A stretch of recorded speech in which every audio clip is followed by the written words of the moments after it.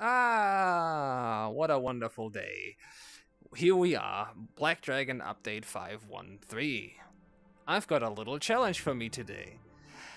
No edits. So if I forget something, or if I fuck up, deal with it. Alright, let's go. Ah! Oh, can we please edit that one out? Ah, oh, God. Ah, my God.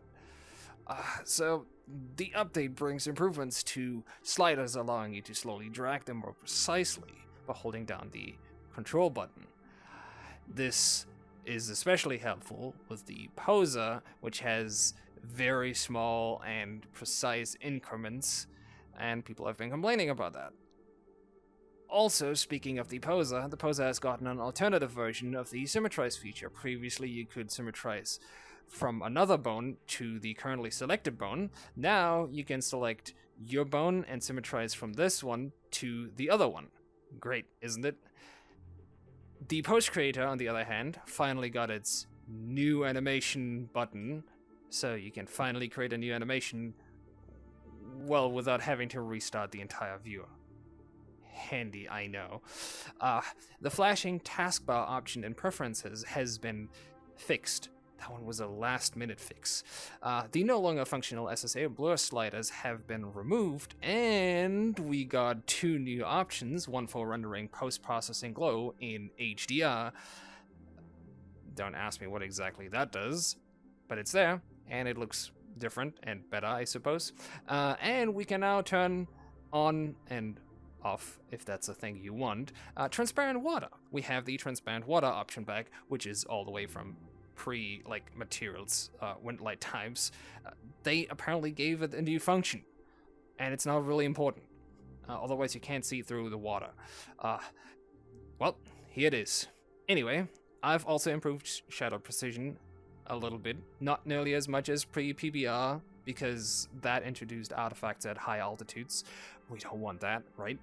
I also fixed the SSAO effect option again. And I fixed invisible faces and prims acting opaque and polluting depth.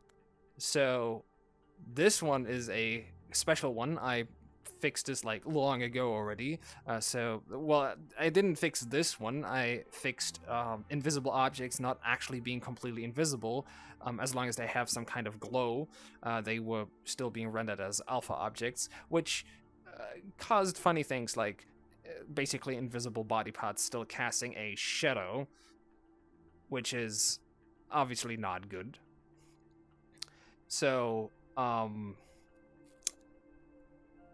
I probably didn't notice, but some very thrifty people in the Discord found out that apparently all objects that have a hover text applied to them, doesn't need to be active. All that matters is that it has